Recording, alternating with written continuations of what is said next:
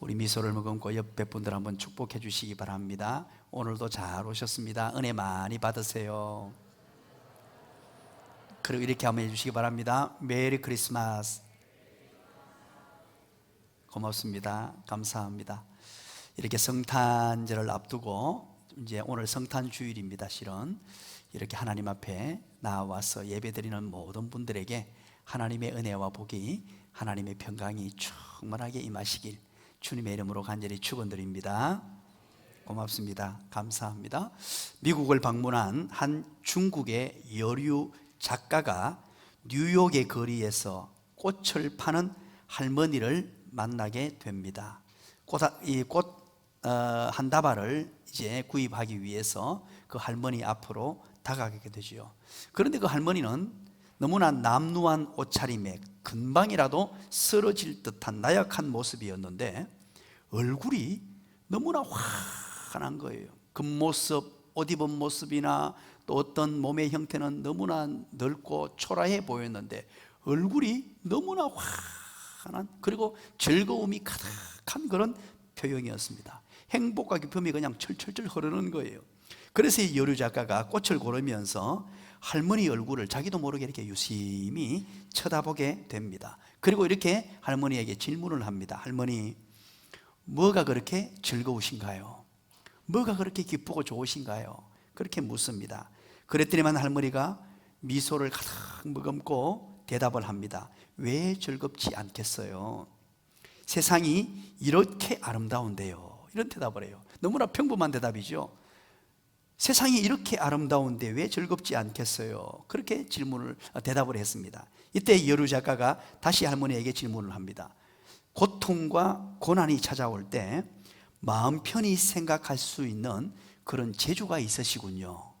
어려움과 역경이 찾아와도 그것을 잘 해결해서 그냥 기쁨으로 받아들일 수 있는 그런 재주가 있군요. 이렇게 할머니에게 이야기를 합니다. 그랬더니만 할머니가 여류 작가의 손을 덥석 잡더니만 얼굴에 환한 미소를 머금고 이런 얘기를 했다 그러죠. 예수 그리스도가 십자가에 못 박혀 돌아가실 때 가장 슬픈 하루였어요. 예수님이 돌아가실 때 너무나 슬픈 하루였는데 그러나 3일 후에 부활하지 않았나요? 그래서 저는 불행하다고 생각할 때마다 3일을 기다린답니다. 그러면 이상하게 모든 것이 정상으로 변해 있는 거예요. 이런 얘기를 해줍니다. 야, 참 멋진 대답이죠. 이 대답을 들었던 여류 작가는 깜짝 놀랐습니다. 슬픈 일이 있을 때 사흘을 기다린다? 역경과 고난이 찾아올 때, 큰 문제가 찾아올 때 사흘을 기다린다? 이것은요, 너무나 평범하면서도 철학적인 삶을 이야기하는 것이었습니다. 사랑하는 여러분, 오늘 저와 여러분의 삶도 마찬가지입니다. 역경과 고난이 찾아옵니다. 환난이 찾아옵니다. 때로는 어려움이 찾아옵니다. 그럴 때마다 슬퍼하고 눈물 흘리고 산다면 참으로 불행한 인생이 될 수밖에 없습니다. 그럴 때 오늘 이 할머니를 한번 생각해 보시기 바랍니다.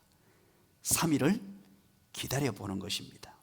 사랑하는 여러분, 눈물을 잠시 뒤로 미루고 3일을 기다려 보십시오. 그러면 하나님께서는 때를 따라 돕는 은혜를 베풀어 주실 것이고 합력하여 선을 이루어 주실 줄 믿습니다. 하나님 사랑하시는 자는요, 하나님께서 행복하시길 원합니다. 그래서 하나님은 모든 것이 합력하여 선을 이루어 주시길 원하세요.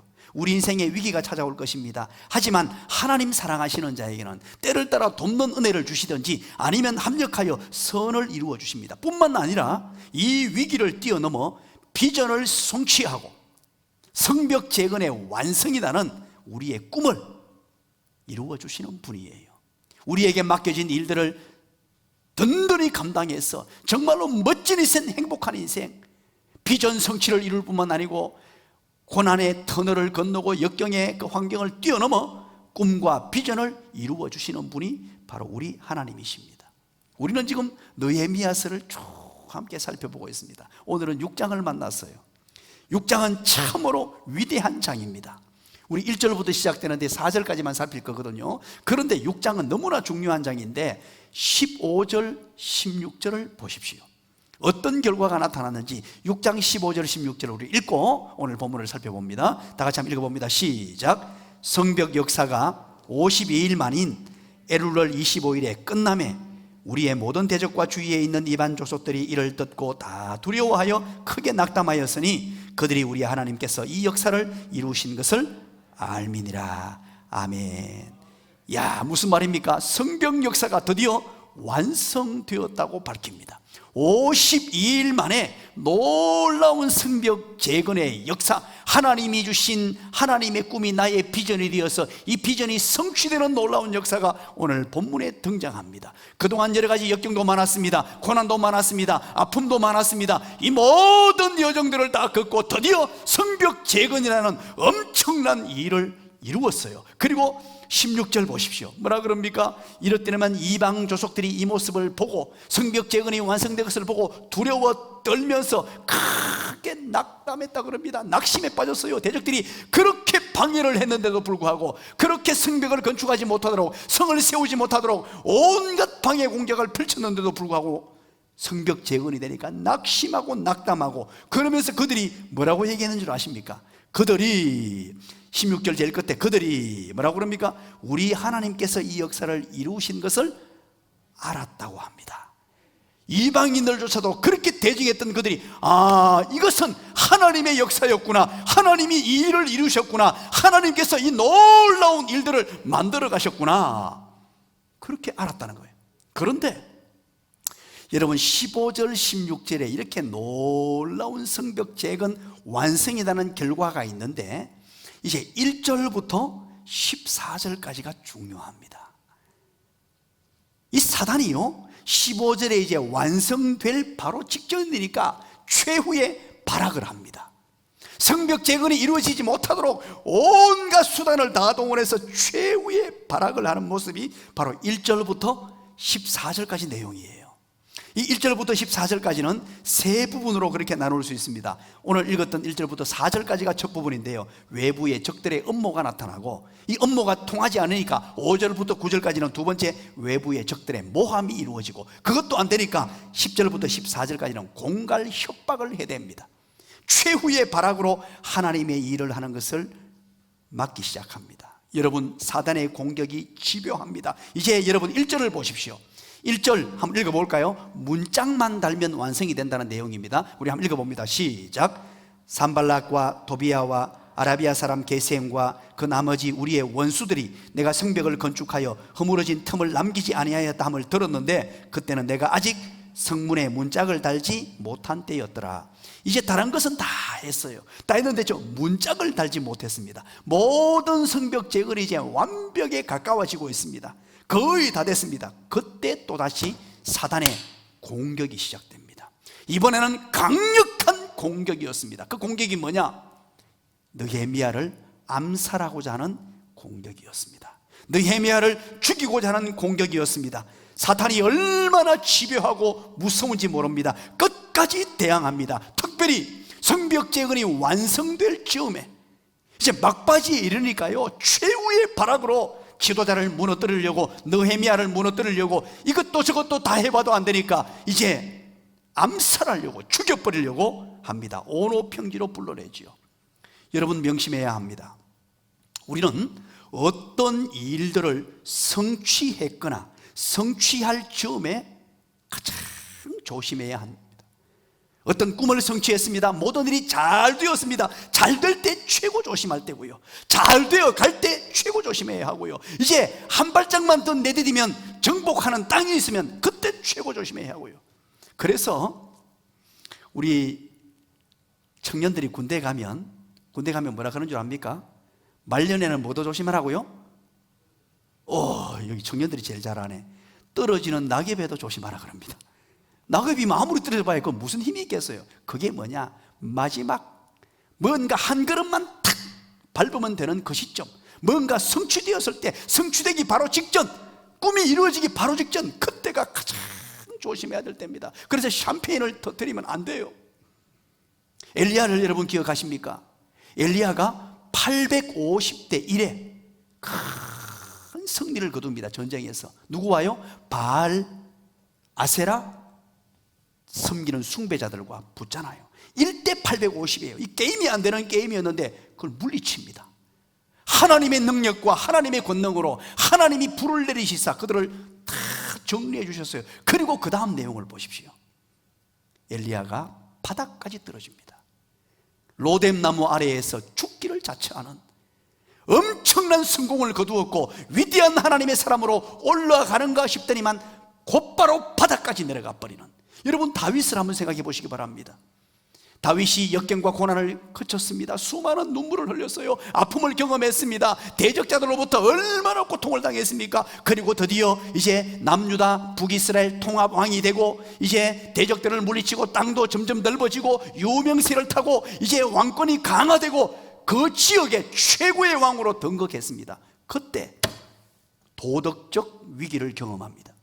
그 도덕적 위기가 무엇입니까?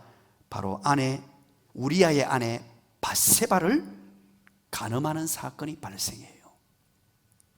완전히 바닥까지 내려가 버립니다. 사랑하는 여러분, 성공한 다음에 혹은 성공할 즈음에 가장 큰 위기가 온다는 사실을 기억해야 돼요. 신앙적으로도 마찬가지고 여러분의 개인도 마찬가지고 사업도 마찬가지입니다. 모든 인생사가 뭔가 성취될 것 같고 이룬 것 같을 그때에 최고의 위기의 때라는 사실을 반드시 기억할 수 있어야 합니다. 그래서 고린도전서 10장 12절에 뭐라 그럽니까? 그런즉 선줄로 생각하는 자는 넘어질까 조심하라. 늘 겸손함으로 대비하고 준비하라는 것입니다. 느헤미야도 예외가 아니었습니다. 오늘 느헤미야 1절부터 6장 1절부터 4절까지 내용이죠. 오늘 6장 전체에서 3번의 엄청난 위기가 왔다 그랬죠. 15절의 성벽 재건이 이제 드디어 완벽하게 완성이 됩니다. 완성되기 이전에 대적자들이 강력하게 3번씩 지금 대적자들이 공격을 해옵니다. 1절부터 4절까지 내용이 무엇입니까? 한마디로 말하면 대적들의 음모인데 느헤미야를 암살하는 계획이었습니다. 암살하는 계획이었습니다. 오노 평지, 대략 한 40km 떨어진 곳입니다. 오노 평지라는 외진 곳으로 불러내어서 정말로 감언 이슬로 좋은 말들로 회유하기도 하고 나쁜 말로 공갈 협박을 하기도 하면서 불러내가지고 끄집어내서 죽이려고 그렇게 하는 계획이었어요. 이것을 느헤미야는 어떻게 처리하고 이 위기의 상황을 뛰어넘어서 비전 성취를 이루며 성벽 재건이라는 이 놀라운 위엄을 달성하는가 하는 것입니다. 오늘 이것을 살펴보면서 우리의 삶에도 적용해 보기를 원합니다. 이 절망과 위기를 뛰어넘어서 비전을 성취하고 예루살렘 성벽 재건이라는 멋진 하나님의 꿈을 나의 비전으로 삼아서 이루어갈 수 있겠는가 하는 것이죠. 그것을 간략하게 4가지로 오늘 본문을 통하여 살피기를 원합니다. 1절입니다. 1절의 내용은 한마디로 말하면 현재의 자기 위치와 상태를 알아야 한다라는 내용입니다. 이것은 바로 자기 진단입니다. 자기 진단.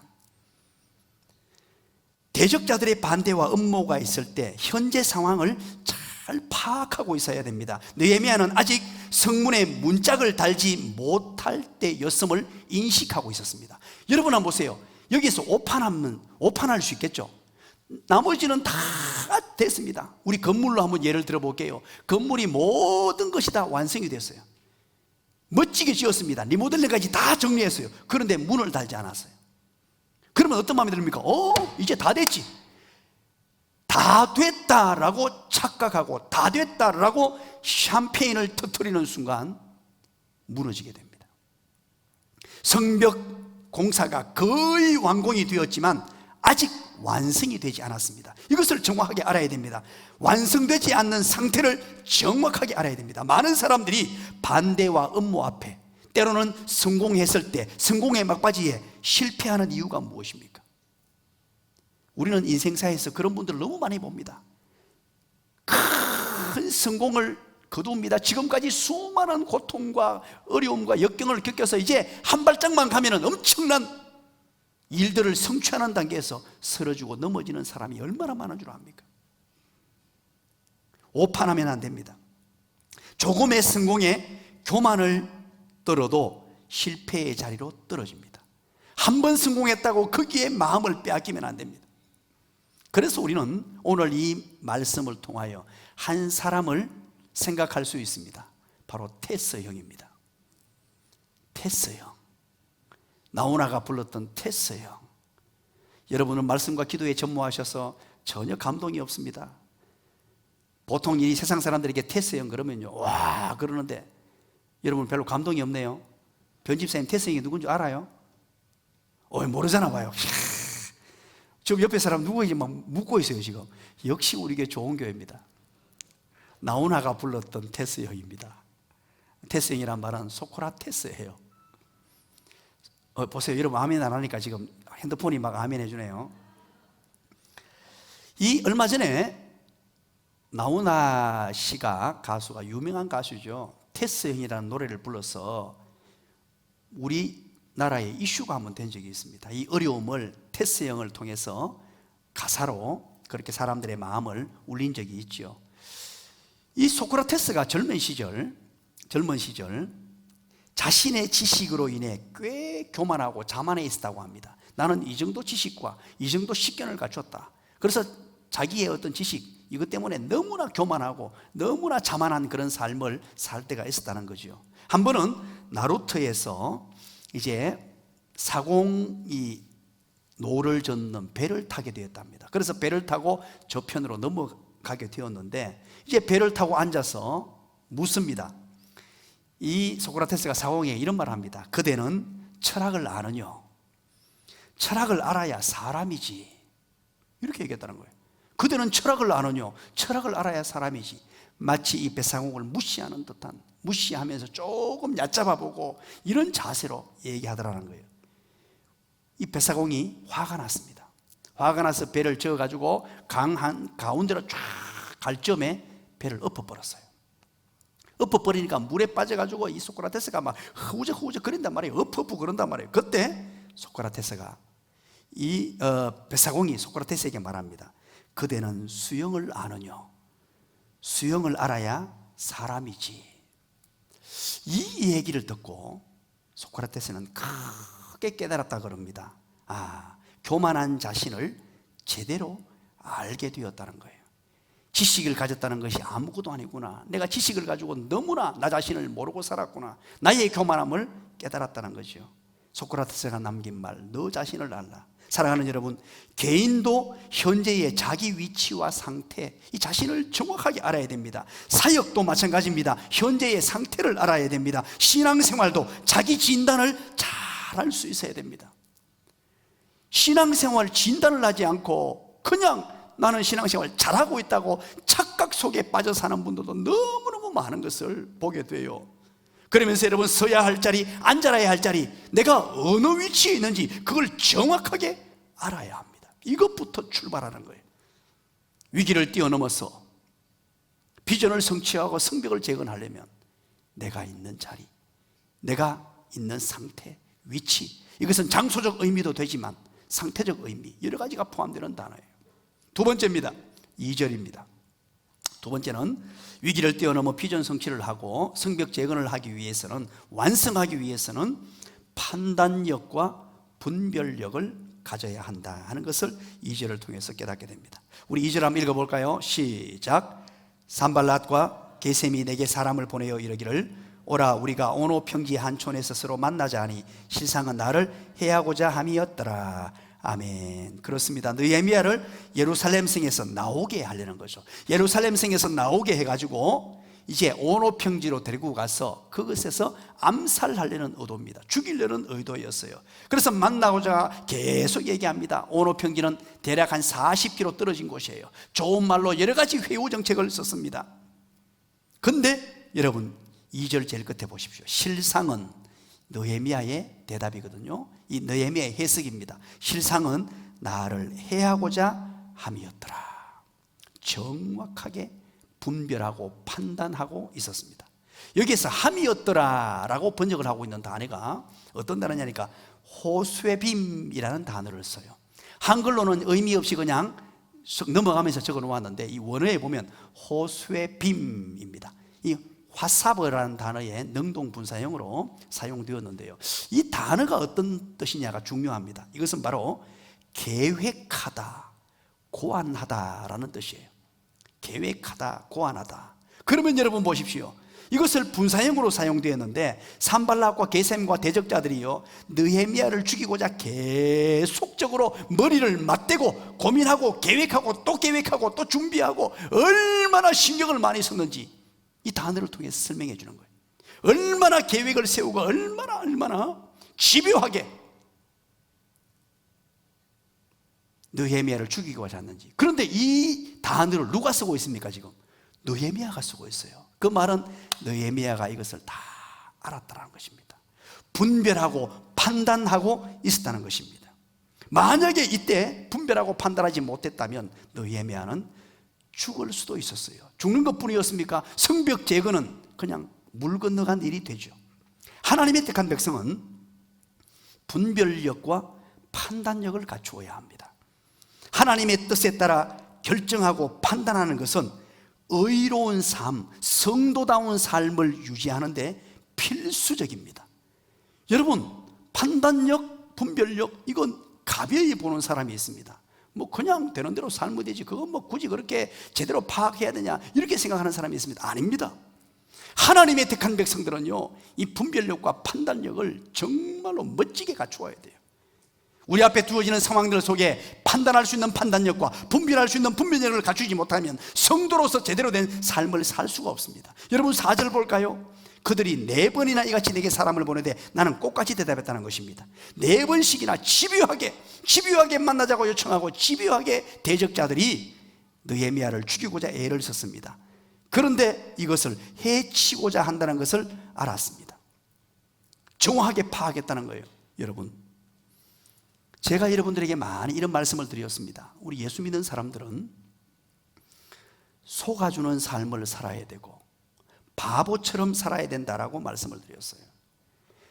때로는 여러 가지로 세상 사람들에게 또 우리끼리 알면서도 모른 척 해야 되고 모르면서도 모른 척 하면서 상대편을 세워주고 상대편을 높여주기 위해서 때로는 속아주고 때로는 바보가 되어서 살아가야 됩니다.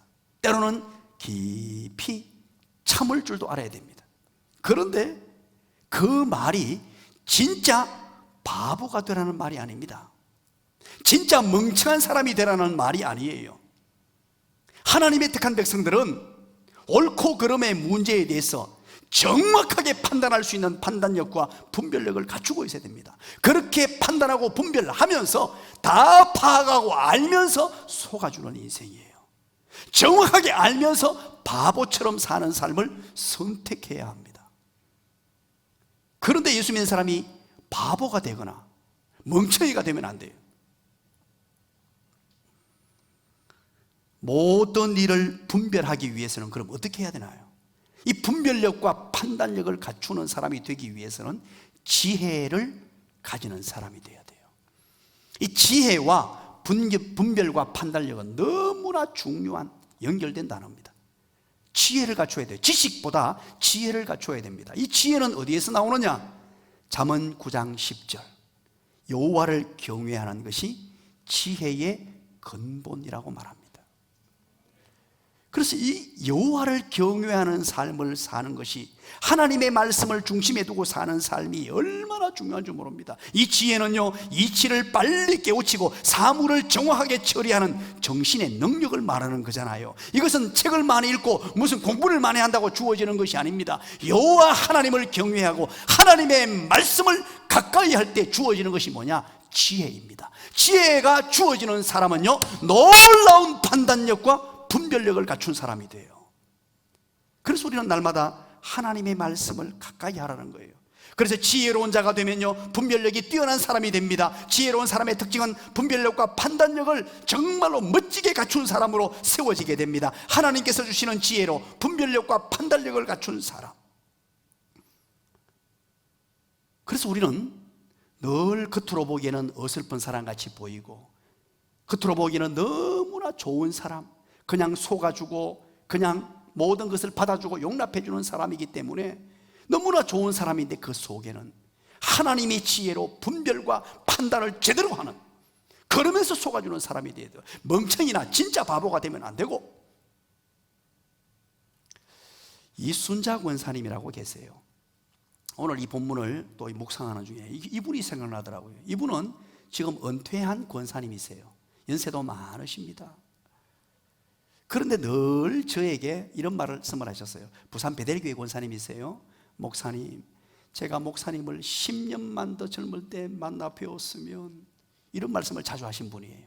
10년만, 너무 늙어서 만나가지고 목사님과 함께 막 뛰어다니면서 일하지 못하는 것이 너무나 안타깝다고 그런 표현을 하신 분이에요.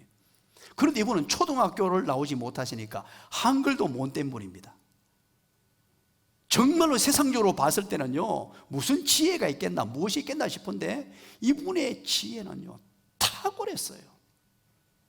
많은 분들이 그분에게 지혜를 구하고 상담을 요청하고 할 정도로, 많이 배우신 분들도 그분에게 찾아가서 상담을 요청하고 의지했던 분이에요. 그런데 그분의 특징이 뭐냐 하니까 여호와 하나님을 너무나 경외하는, 모든 사람들에게 존경함을 받는, 하나님 말씀에 순복하고 순종하며 말씀을 늘 가까이 대하고, 그래서 신앙생활을 잘하는, 하나님 경외하는 삶을 살기 위하여 교회 바로 옆으로 집을 이사 오시고 아침 저녁으로 예배당에 와서 기도하시며 하나님의 말씀을 듣고 읽고 하는 그런 분이었어요. 오늘 본문에 느헤미야는 분별했습니다. 이 적들의 음모, 이 무시무시한 음모였죠. 무시무시한, 해하고자 함이었더라라는 말을 설명했죠. 얼마나 계획을 철두철미하게 세우고 또 세우고 또 세워서 자기들끼리 연구하고 연구해서 음모를 꾸몄는데, 그 모든 것들을 판단하고 분별하는 느헤미야의 모습입니다. 분별의 준욕성을 성경에서는 말합니다. 빌립보서 1장 10절에 너희로 지극히 선한 것을 분별하라 라고 말하죠. 고린도전서 12장 7절부터 10절 말씀은요, 바로 은사에 관한 내용들을 말합니다. 은사를 잘 분별할 수 있는 분별력을 갖추어야 된다고 말씀하죠. 요한일서 4장 1절 사랑하는 자들아 영을 다 믿지 말고 오직 영들이 하나님께 속하였나 분별하라. 신앙생활 하면서도 이 분별하는 것이 너무너무 중요하다는 것입니다. 그래서 저는 교회를 책임지는 사람으로서, 리더로서 교회에 어떤 정책을 세우거나 판단해야 될 일이 많잖아요. 그럴 때마다 어떻게 판단해야 하나 하는 원칙을 정해놓았습니다. 물론 세부적으로 가면 10가지 정도가 있습니다만 큰 그림으로 3가지는 늘 생각합니다. 어떻게 판단하고 어떻게 분별하면서 결정을 내려야 하느냐. 첫 번째, 이렇게 저는 판단하고 결정합니다. 바로 하나님께 영광이 되는 일이냐. 이렇게 결정했을 때 하나님이 기뻐하시고 하나님의 영광이 되며 하나님의 나라가 확장되고 하나님께서 정말로 아름답게 받으실 만한 일이냐, 그 기준을 첫 번째로 잡습니다. 하나님께 영광이 되느냐. 그리고 두 번째는요, 이것이 교회에 유익이 되느냐. 우리 주님께서 피로 값주고 사신 이 교회에 얼마만큼 유익이 되는 일이냐, 두 번째입니다. 그리고 세 번째는 목사가 생명처럼 소중히 여기고 눈물비로 매일 기도하는 사랑하는 성도들, 이 성도들에게 유익이 되느냐. 세 번째, 성도 한 분이라도 이 결정 때문에, 이 판단 때문에 상처를 받거나 이것 때문에 성도가 눈물 흘리는 일이 없을까. 성도 한 분 한 분 생각해 보면서 기도하면서 그렇게 판단하고 결정합니다. 여러분 참고해 보시기 바랍니다. 우리가 어떤 일들을 할 때마다 여러분 개인의 삶이나 또 신앙의 삶이나 가정에서 결정할 때 이 분별력과 판단력은 너무너무 중요합니다. 여러분의 가정, 여러분의 인생, 또 여러분의 교회, 우리 교회, 이 모든 것들의 미래를 완전히 바꿀 수 있는 게 한 번의 판단과 분별입니다. 그리고 세 번째입니다. 세 번째는 바로 보복하는 데 시간을 허비하지 않고 하나님께 맡기신 일에 최선을 다했습니다. 3절이죠. 보복하는 데 시간을 허비하지 않고 하나님께서 맡기신 일에 최선을 다했습니다. 느헤미야는 대적자들이 자신을 죽이려는 음모를 꾸미고 있었잖아요. 이거 다 파악했습니다. 정확하게 알았어요. 그렇다면 여러분 보세요. 느헤미야는요 복수할 수 있습니다. 왜? 총독이잖아요. 1인자입니다. 1인자. 그 예루살렘 전체를 다스리는 총독 1인자였고, 그리고 페르시아 왕이 뒷배경입니다. 페르시아 황제가 뒷배경이 되는 모든 권력과 모든 것을 다 걸머쥐고 있는, 복수하고자 했다면요, 단숨에 이것들 봐라, 감히 나에게 하고는 이걸 파헤쳐가지고요, 그냥 칼을 들고 군사를 동원해가지고 한 번에 처리해버릴 수 있는, 복수해버릴 수 있는 그런 위치에 있는 사람이었습니다. 그런데 복수하지 않았습니다. 만약에 복수하려고 싸움을 하려고 했다면요, 성벽 재건의 역사는 중단될 수밖에 없습니다. 끝났을 거예요. 느헤미야는 엉뚱한 곳에 시간을 허비하지 않고 하나님께서 맡기신 일에 최선을 다합니다. 하나님께서 주신 비전, 꿈에 모든 정신이 다 집중되어 있었어요. 모든 마음이 다 집중되어 있었습니다. 만약에 느헤미야가 기분 나빠가지고 어찌 나를 죽이려고 해? 이것들이 이런 마음을 갖고 대적을 했다면 성벽 재건은 실패로 돌아갔을 것입니다. 사랑하는 여러분, 복수하려는 마음은 그의 삶을 너무나 피폐하게 만들고 피곤하게 만듭니다. 복수하는 자와 복수당하는 자 두 사람이 똑같이 다 비참한 인생으로 전락할 수밖에 없습니다. 때로는 둘 다 치사하게 되고요, 둘 다 성품이 파괴되고요, 엉망이 됩니다. 그래서 성경의 가르침이 뭡니까? 원수는 하나님께 맡기라고 합니다. 로마서 12장 19절을 여러분 기억하십니까? 로마서 12장 19절, 내 사랑하는 자들아, 너희가 친히 원수를 갚지 말고 하나님의 진노하심에 맡기라 그럽니다. 우리는 이 땅을 살다 보면요, 원수를 만나게 되기도 합니다. 예기치 못한 상황에서 정말로 미운 사람이 생겨나고요, 저 사람이 나한테 어떻게 저럴 수 있나 하는, 당장 보복하고 싶은 그런 사람도 우리는 만나게 돼요. 애매한 어려움을 당하고 고통을 당하고 때로는 핍박을 당하고 때로는 누명을 뒤집어쓰기도 하고요. 그러면 당장 이걸 갖고 싶어요. 아니, 어떻게 나에게 저런 일을. 그러면 여러분 기억하십시오. 처음에는요, 옳고 그름의 문제로 이게 문제가, 다툼이 시작됐어요. 그러나 한 단계만 넘어가 버리면 옳고 그름의 문제는 사라져 버립니다. 진흙탕이 돼가지고요, 옳은 판단을 했던 사람조차도 다툼 속에 들어가 버리면 같이 죽어요. 엉망이 됩니다. 삶이 망가지고 피폐해지고요, 완전히 인간관계가 무너지고 하나님의 역사가 사라지고 하나님의 은혜가 사라지는 정말로 비참한 인생으로 전락하게 됩니다. 그래서 원수 갚는 것은 바로 창조주 하나님, 심판주 하나님께 맡기라는 거예요. 왜? 무엇 때문에? 원수 갚는 것, 그것은 하나님의 권한입니다.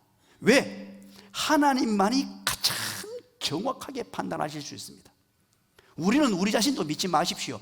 우리가 원수가 생겼습니다. 그러나 하나님께서 누가 옳다라고 인정할지 우리의 판단으로 여러분 판단하지 마십시오. 하나님이 판단해 주실 것입니다.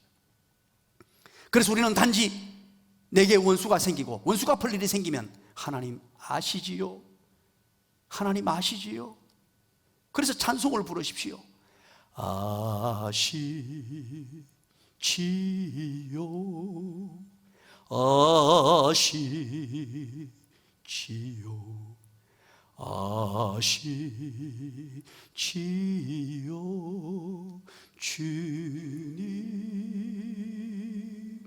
주님 아시지요, 주님 아시지요, 주님 아시지요. 내가 원수 갚으려고 하면 나는 잘못된 판단도 할 수 있고 그릇된 판단도 할 수 있고 때로는 하나님의 영광을 가리게 되기도 합니다. 하나님만이 가장 정확한 판단을 하시는 분이에요. 그래서 하나님이 심판주시기 때문에 반드시 정리해 줍니다. 이 믿음을 가져야 돼요. 이 믿음이 없으면요, 인생을 비참한 자리로 몰게 되고 엉뚱한 자리로 몰게 되고 모든 나의 에너지를 엉뚱한 곳에 다 빼앗기게 됩니다. 원수 갚는 것은 하나님께 맡기고 비전 성취를 위해서, 하나님이 나에게 주신 이 비전을 위해서 하나님의 꿈을 나의 비전으로 삼고 이것에 최선을 다해야 됩니다.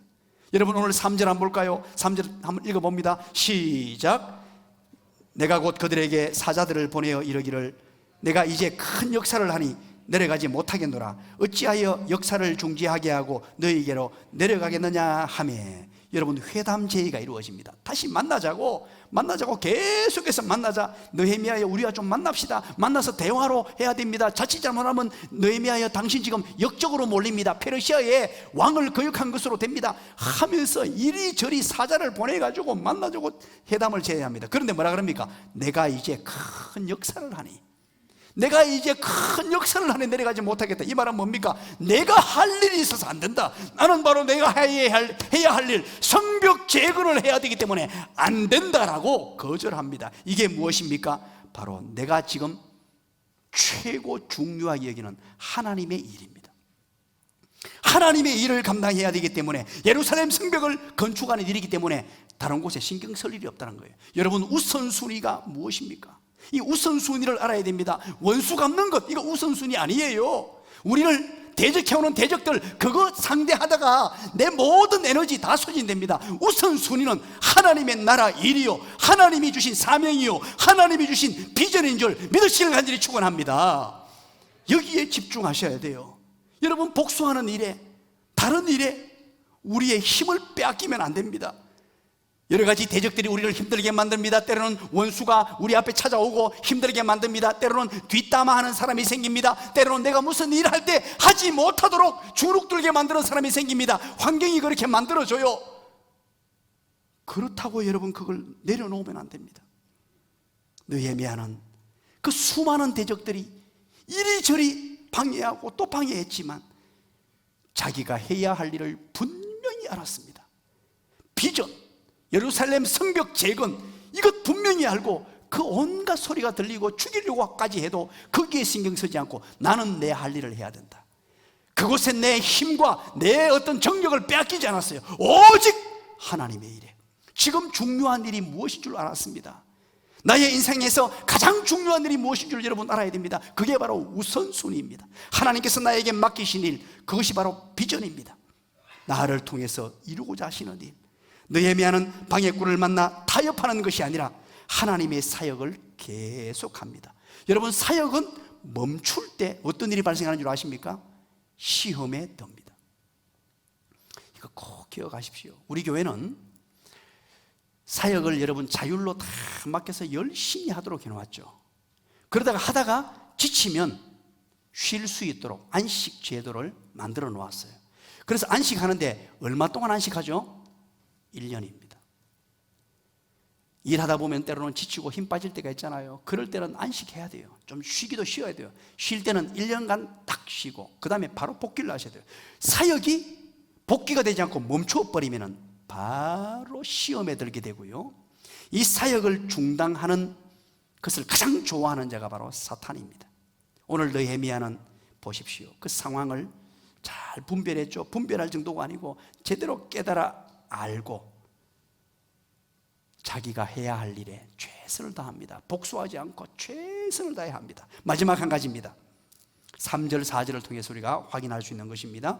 비전 성취에 방해되는 것을 거절할 줄 알아야 됩니다. 이 NO 할 줄 알아야 돼요. NO. 3절 4절, 먼저 4절부터 한번 볼 거예요. 4절 한번 읽어봅니다. 시작. 그들이 4번이나 이같이 내게 사람을 보내되 나는 꼭같이 대답하였더니 라고 말합니다. 여러분, 느헤미야의 분명한 반응과 조치가 나오는데요, 그들이 4번이나 이같이 사람을 보내되라고 하죠. 그들이 보내되라고 하죠. 이 보내되라는 단어입니다. 그들이란 말은 대적이죠. 대적들이 보내되, 이것도 한글로 그냥 보냈다라는 동사를 쓰고 있는데요, 와이슐레후라는 단어예요. 히브리어로 와이슐레후라는 단어인데 여기에 계속적 와우 동사를 씁니다. 계속적 와우.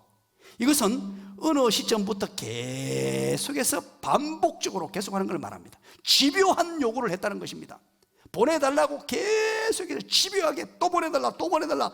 왜냐하니까 성전이, 이 성벽이 재건되면 안 되니까, 완공되면 안 되니까 혼신의 힘을 다하여 모든 것을 다 동원해서 보내달라고 지금 그렇게 요구했다는 것입니다. 그런데 느헤미야의 반응이 무엇입니까? 그 다음 4절 제일 끝에 뭐라 그럽니까? 나는 꼭같이 대답하였다.